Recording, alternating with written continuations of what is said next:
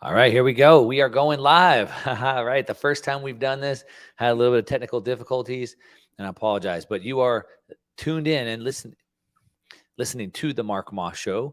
We talk about the decentralized revolution. We talk about the way the world is changing from a world of centralization run by central planners and central banks, and the pendulum is swinging back to decentralization. Everybody wants to know when it's going to happen, Mark. When is it going to happen? I say it is happening. It's happening right now. It's a process. It's not an event. And I like to look at these signposts so we can see this change actually happening. We can see as we're getting closer and closer and closer to this, and when that inevitable shift is really going to come. It's like that gradually, then suddenly, right? And that's exactly what we're seeing. And so we look at it through the lens of those three things. I've talked about the three revolutionary cycles that are converging: politics, finance, and technology. So we look at it through those lens. And I had something big today that I wanted to talk about. So I thought we'd go live, we'd take some questions, and we'd hear from you. And what I've been seeing happen over the last couple of weeks, what I've been having private conversations about, what I'm focusing on, I've talked a little bit about with you guys here as well, is that the world is rapidly changing, which of course you know. But part of what's changing the world, and it's a combination of all three. It's a combination of the politics and the finance and technology. But because really, if we start at the top, the finance is created so much distortions in the market. The fiat money system has distorted every single signal. It's perverted everything that we do. And it's really driven us to a point that we are right now today with crazy high debt levels, crazy high inflation levels. The Federal Reserve, the central banks are basically left with no options. They don't know what to do. Their backs are against the wall. And while that's happening, then it's driving the politics. So, of course, the political leaders are looking out for their own best interests. They are using the monetary system to get richer and richer.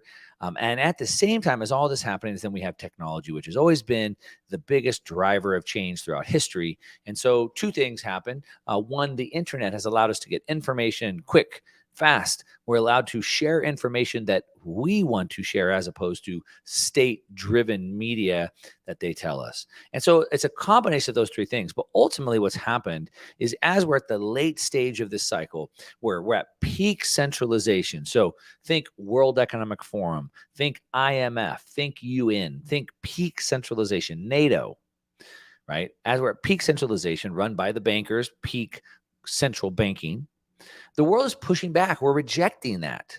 And that's what I want to talk about today. The way this is changing, what we should be looking for, why we should, be afraid of what's happening. We should work hard to make sure it doesn't happen, but why there's massive hope.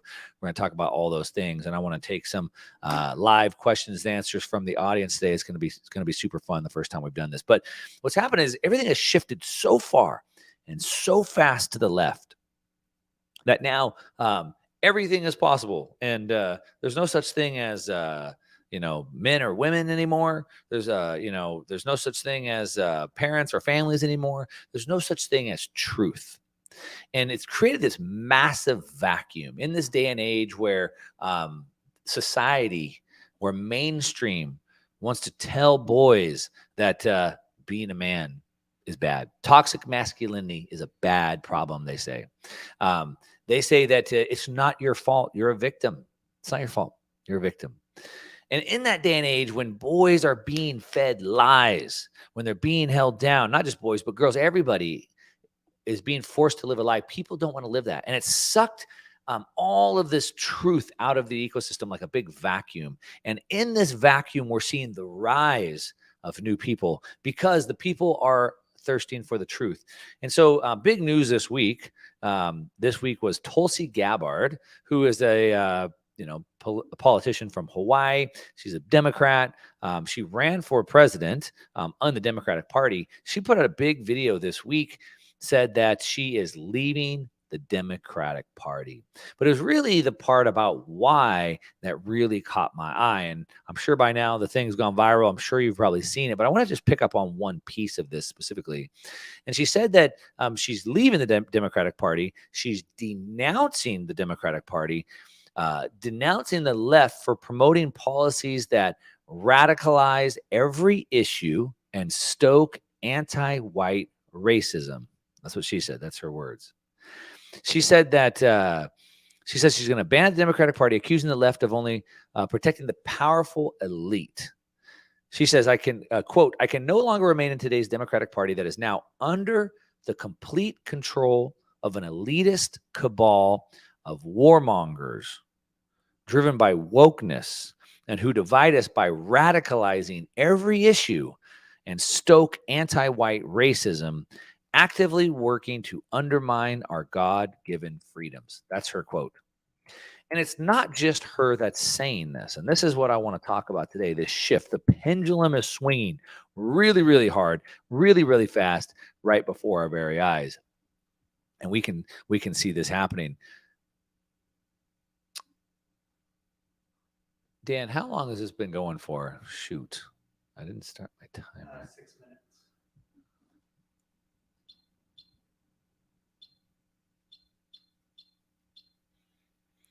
Bear with us, guys. We're doing this live today, so had to have a little technical difficulties, but we'll get it going. We'll get it going. But really looking at this, but it's what she's saying, but it's not what she's saying. It is what she's saying, but it's who else is saying the same thing, and more importantly, what's happening about that. But I really like this part. But it's driven by a complete control of an elitist cabal of warmongers driven by wokeness. So the elitist cabal. So what am I talking about? Centralization, peak centralization, right? The pendulum is swung way too far, and the central planners, peak centralization is there. The WEF, the UN, the IMF, NATO. That's what she's talking about. A cabal, an elitist cabal, centralized planning, globalism. That's what she's talking about. But it's wokeness. And what is the wokeness? The wokeness is destroying the truth, sucking the truth out. Again, when asked simple questions like, what is a woman? Say, well, I can't define that anymore. We've lost what truth is. We don't even know what a woman is. I've recently picked up a ranch in Texas, and I'm raising animals there. I got goats and I got cows. And one thing I was just looking at the goats, and we have one billy goat and all the rest are girls, female goats. And billy goat's a boy goat. And they know which ones are the boys and which ones are the girls. They know. The animals know. But apparently we as humans, we don't know anymore because of wokeness. We destroyed the truth. And then stoking every issue trying to divide us, right? Trying to say that we align on identities. That if you're black or you're white or you're male or you're female or you're gay or straight, you have to divide into your separate groups, which is not true. We don't divide like that. We divide based off of values and interests. So if you go to a Bitcoin conference, for example, everybody there is for freedom. And you're going to have black people and white people and men and women. You're going to have gay people and straight people. And everybody's there aligning on a value of freedom, not on their race or sex or gender preference, none of that. All right. But she is saying that, and she's calling it out exactly like it is. And she's not alone. She's not alone. What we're seeing is the rise of people like this. And this is what's really catching my eye. And it's really the biggest signpost that the centralization, the pendulum has peaked out on peak centralization and swinging back. I want to talk about some of these signposts, some of these other people that are catching my eye. Some of them you've seen, you just haven't put two and two together. So I want to talk about this. I want to talk about some of the things that are happening right now, this attack on it, things that are happening on youth censorship. I want to talk about some big things that happened this week.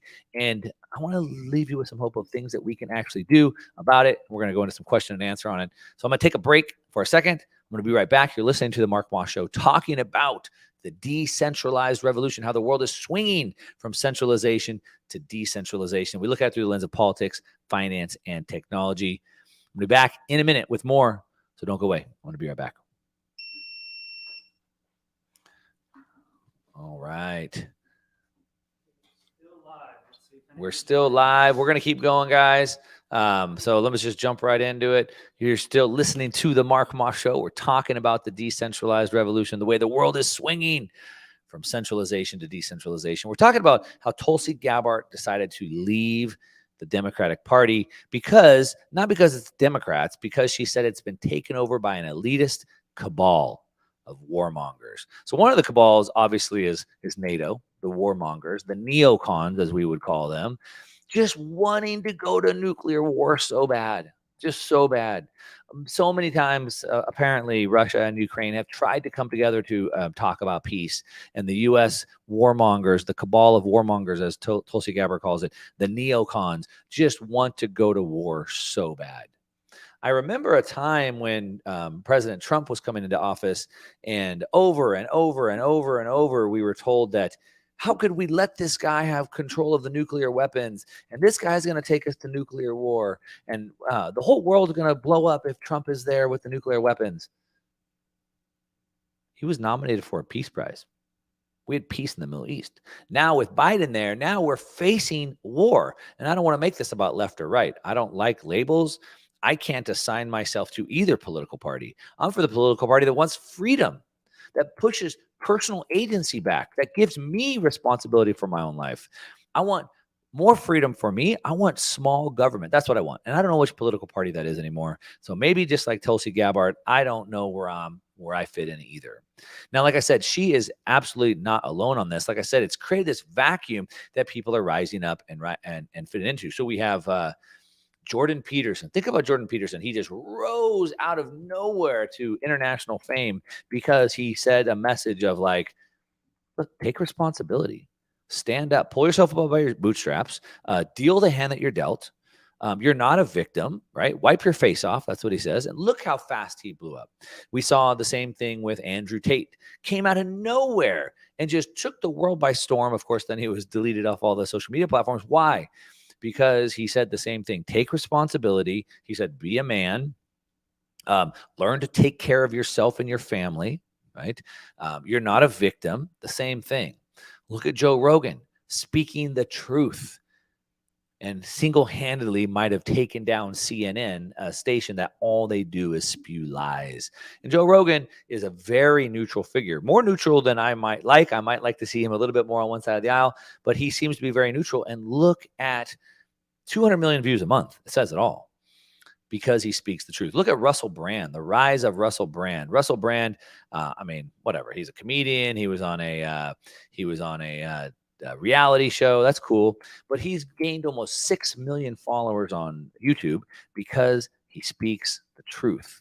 Of course, now they don't like that. They don't want people to speak the truth. As a matter of fact, in Murray Rothbard's book, Anatomy of the State, he says that independent intellectuals are the biggest threat to the state. That means you being independent of the state, being able to take care of yourself, and intellectual, being smart, being able to think on your own. So if you can take care of yourself, you're independent, and you're independent intellectual, you can also think for yourself. You're an enemy of the state. The state wants you to don't do your own research, just believe the experts. The state wants you to be dependent on them and not to think for yourself, right? Which is why they're pushing UBI and welfare. That's why the Fed says they're trying to crush demand. They want to make you poor. They want to break down the family unit. They want to break down all forms of dependence. They support. So if we lose all forms of support, then we have no choice but to depend on the state. Russell Brand, they don't like people like Russell Brand talking about this, waking people up. And so YouTube censored him. Russell Brand says, well, forget that. I'm moving on to Rumble. Who's going to move on? We saw the same thing happen with Alex Jones. Alex Jones is being made an example of. He said mean things. He said that maybe Sandy Hook could have been a hoax. I probably shouldn't even say this. I'm not making the case. This is what he said. And he's since gone on to apologize for that. He's talked about it 24 minutes out of all these years. And now we saw this week he was ordered to pay $1 billion to the families. Now, look, should he have said those things? Probably not. Is it mean? Certainly. Should he pay $1 billion? What they're trying to do is make sure that they want to make the penalty so high that nobody else ever dare come out and say the truth or fear of being hit with $1 billion fine. But Tulsi Gabbard doesn't care. She's come out and she said it. A cabal of the elite, she said. An elitist cabal of warmongers driven by wokeness, trying to divide us on every single issue. We saw in Italy, Meloni, the new PM, was elected in Italy, basically saying the same thing. She rose out of fame because she speaks to the average person, the middle class person. She said that they don't want me to be a woman, a mother, a Christian Italian. No, no, no, no. She said, I have to be parent X or citizen X. I have to be a birthing person. She said they want to take away our identity so they could turn us into the perfect consumer. Who's they? The financial speculators. You know, Klaus Schwab, head of the World Economic Forum, talks about this public-private partnership. The public-private partnership. So the government and the corporations together. I thought that was fascism. But apparently, fascism is anybody who doesn't want their policies. So she's a fascist. So she said the financial speculators, the businesses that align themselves with the governments, want you to be the perfect consumer, not an individual, not a mother, not a Christian, not a woman, not an Italian. She said, but parent one, parent two. But look what the people are doing. The people are rising up. Look what they're doing with Jordan Peterson, with Andrew Tate, with Joe Rogan, with Russell Brand, with Maloney. Look at Tulsi Gabbard. Anybody who will rise up and speak the truth, you're getting a massive amount of attention because people are dying for the truth right now. Now, we can see that, again, they don't like this, as I said, right? The biggest threat to the state is independent and intellectual thinkers. We've seen this week, Kanye West, he's decided to speak his mind. There's a lot of this and that about what he did say, what he didn't. I don't really know all the details. It doesn't really matter to me because I believe in freedom of speech. And even if I don't like what you say, and there's plenty of things that people say that I don't like, I'm always going to defend your right to say it because I believe in intellectual honesty, intellectual discussion. And Kanye West had his bank accounts shut down. So you say something people don't like, the cabal, the elitist cabal that Tulsi Gabbard's talking about, and JP Morgan shut his bank accounts down. Now, I saw it was because he wore a White Lives Matter shirt to Paris Fashion Week. He went on Tucker Carlson and said he is pro-life. He said that more black babies are being murdered by abortion every year than are being born. I haven't fact-checked that statement. And he said, I am pro-life. Apparently, he said some things, mean things about Jews as well. So I'm not sure what they were. But either way, you say some mean things that the establishment doesn't like, they close your bank account down. We saw PayPal came out and said that if you say things they don't like, they can pull $2,500 out of your bank account if they consider it to be misinformation. Now, they've since walked that back and said, oh, we didn't mean to say that. That's not really what we meant. But that's not true.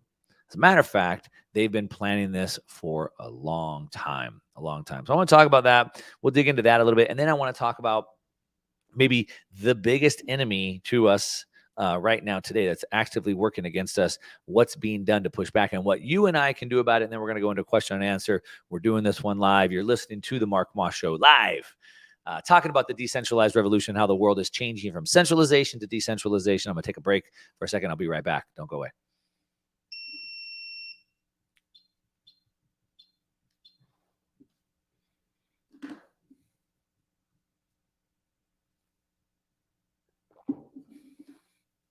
All right, welcome back. You are listening to the Mark Moss Show, talking about the decentralized revolution, the way the world is swinging from centralization to decentralization. Central planning, central banking, it's all failing.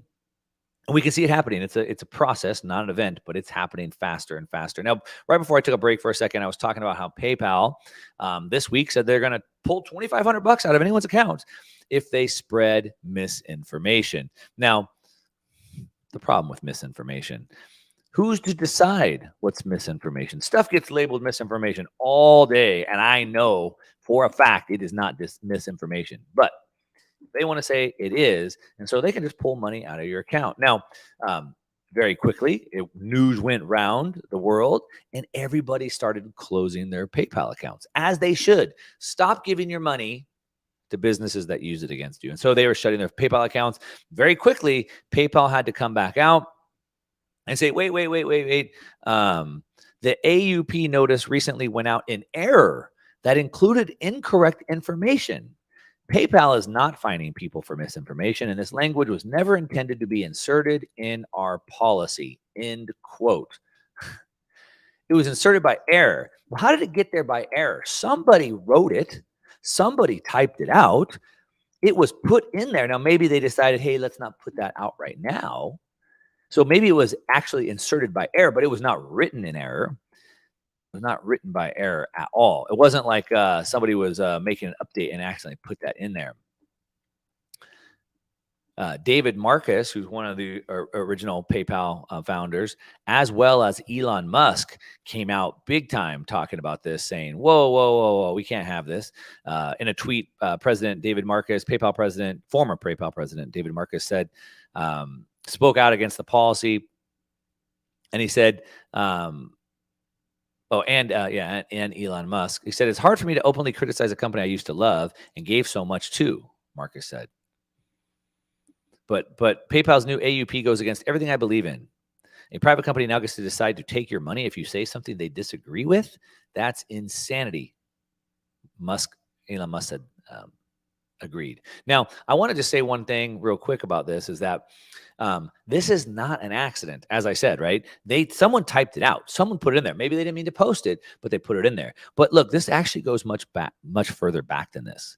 So over a year ago, as a matter of fact, this is July of 2021, PayPal partnered with ADL to, quote, fight extremism and hate by researching and disrupting payments. Now, what's ADL? ADL is the Anti-Defamation League. ADL, Anti-Defamation League. Sounds pretty good, right? So they announced a partnership, a partnership initiative with PayPal to combat perceived extremism and bigotry in the financial industry. So, led by ADL, Anti-Defamation League's Center for Extremism, they're going to focus on researching networks that promote extremist and hate movements. The partnership will then share its research with policymakers and law enforcement officials, as well as civil rights organizers. But basically what they're doing is PayPal partnered up with ADL, and ADL would give a list of every business that they think should not be able to have an account with PayPal. And then PayPal would decide to take it upon themselves to enforce who and who shouldn't get accounts. Now, these are difficult issues. I believe in strong private property, right? So if I create a business, I should have the right to refuse service, right? We used to see those signs in business all the time. So if I don't want to do business with you, I shouldn't have to. And so if PayPal wants to shut my accounts, I guess so be it. The problem is when they start restricting access to public utilities, because the financial system is a public utility. And that's where it starts getting dicey. But if they should have the right to refuse service to us, then we should exercise our right to do business with people that support our best interests, which is exactly what happened when people started closing the PayPal accounts, and they were forced to very quickly reverse course. Now, probably the biggest company in the world, as a matter of fact, not probably, the largest company in the world by assets under management. I'm talking about BlackRock, arguably one of the most evil companies in the world, takes they basically take ownership in all these publicly traded companies. They take board seats in these publicly traded companies, and then they influence their own policies, their own objectives into these companies, mainly thinking about ESG, environmental social governance. They took over board seats of Exxon and made them get out of oil. The problem is that not only they are pushing these extremist viewpoints, but they're not working in the company's best interest. So, for example, Exxon, an oil company, now has to stop investing into oil, but it's an oil company.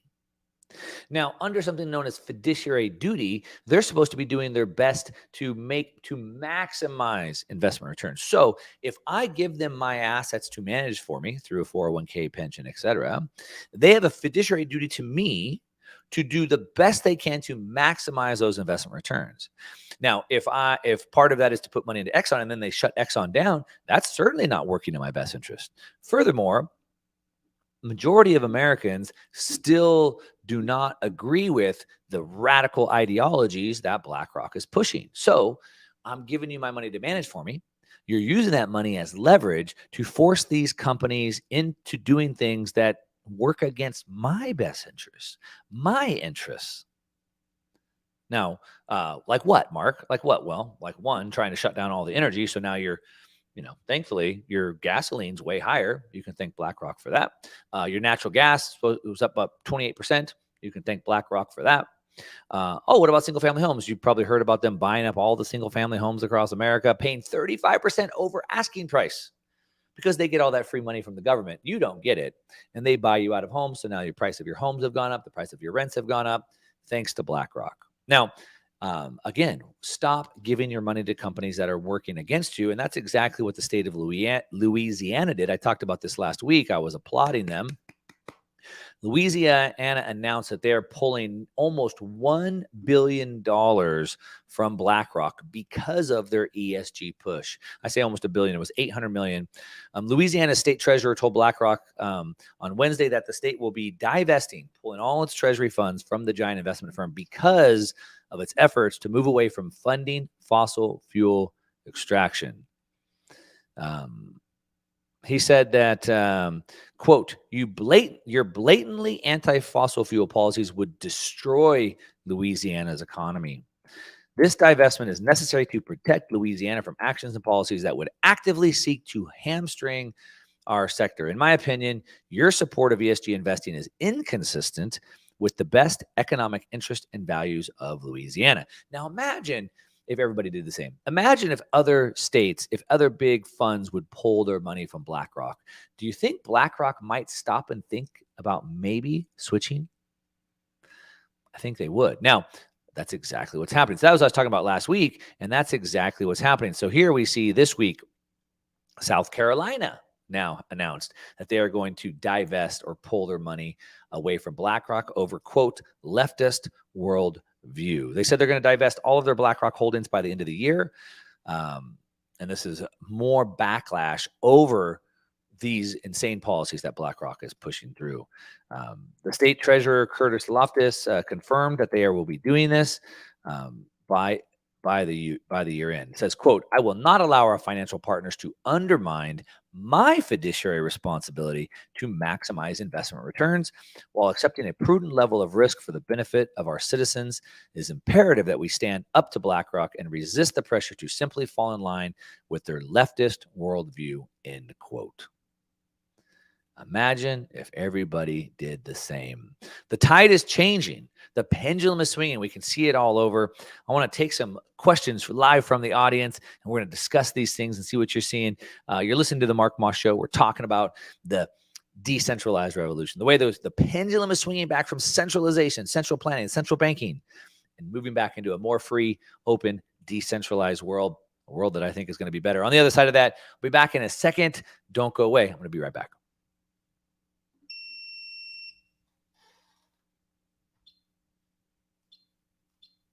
Was that 3? I think that was 3. Let's see, 28 minutes. That would be 3.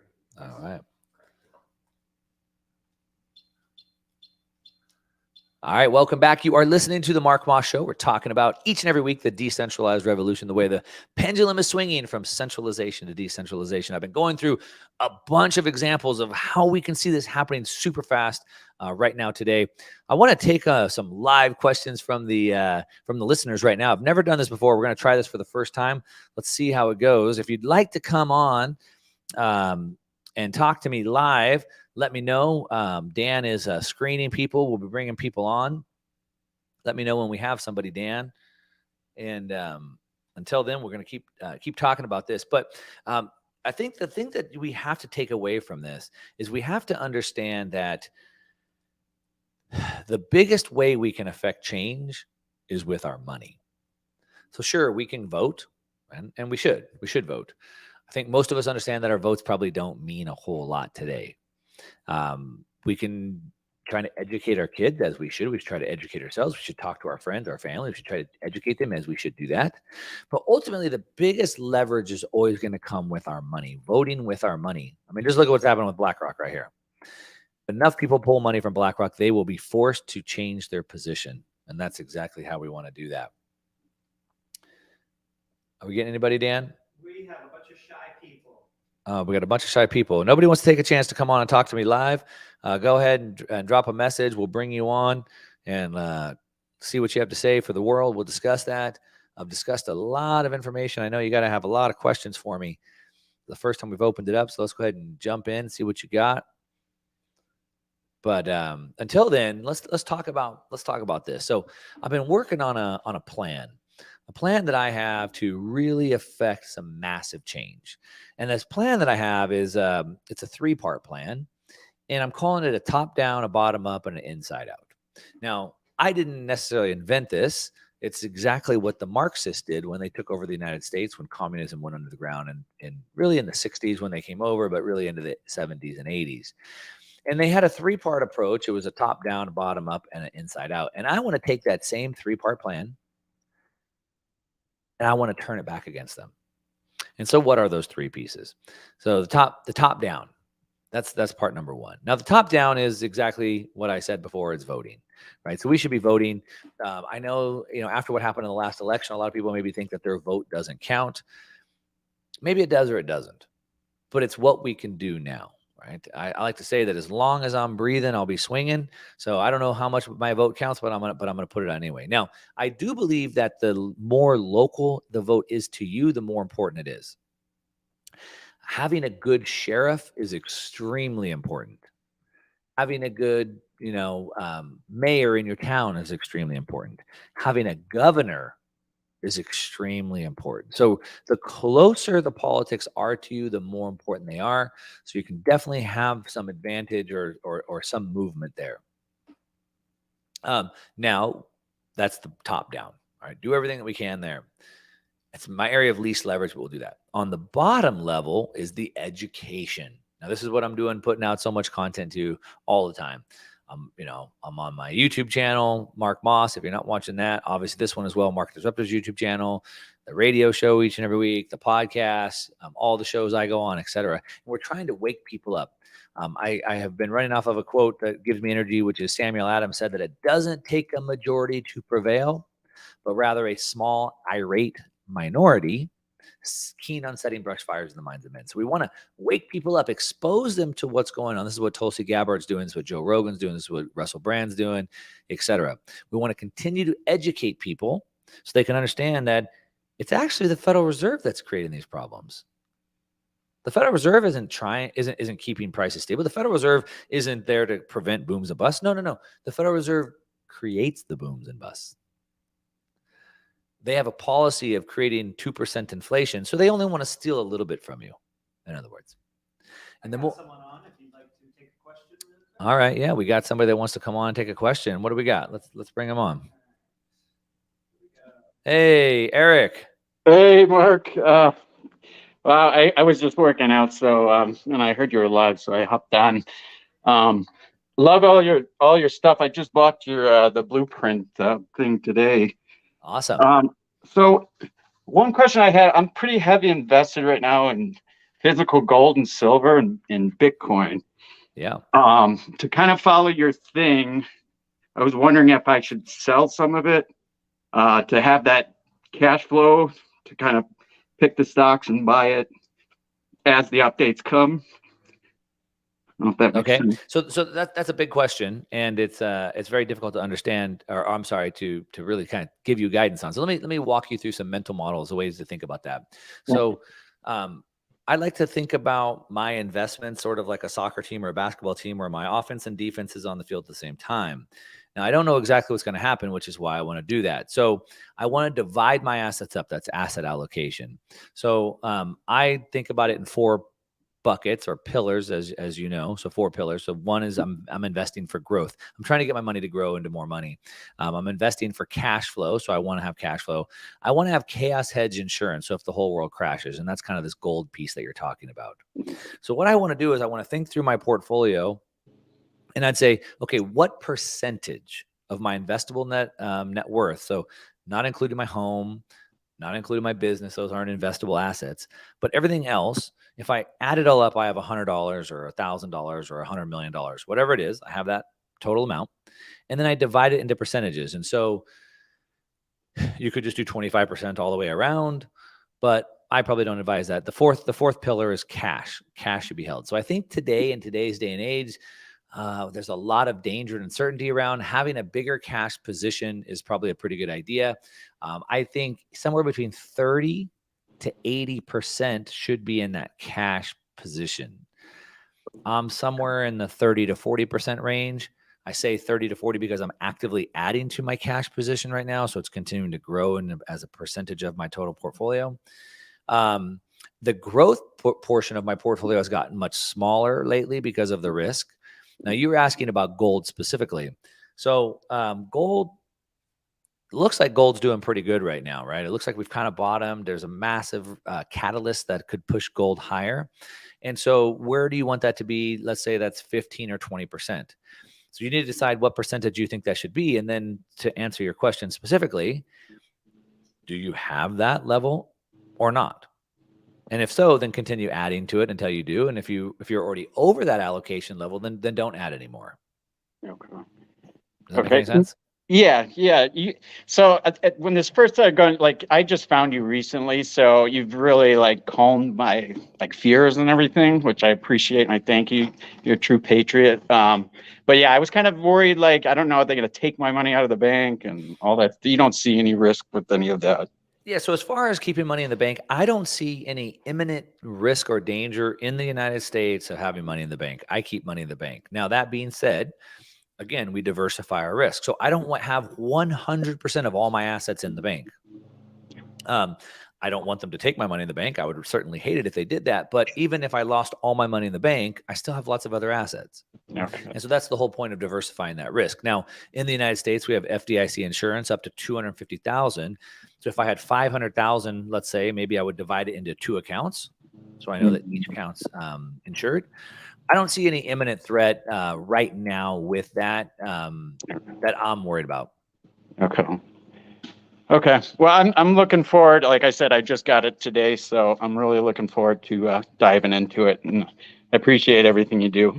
Great. Thanks, Eric. right. Appreciate you coming on. You've Thanks, been listening to the Mark Moss Show. We're talking about the decentralized revolution. Thanks for Eric for coming on and discussing some of his concerns. I'm sure lots of you have those as well. If you like this, leave me a comment and some thumbs up and let me know if you want me to do this again more often in the future, and maybe we'll try. It's our first time. I'd love to hear what you have to say.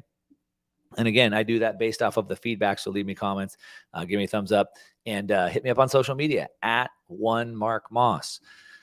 The world's changing. The world we're going into is not the same as the one that we've come from.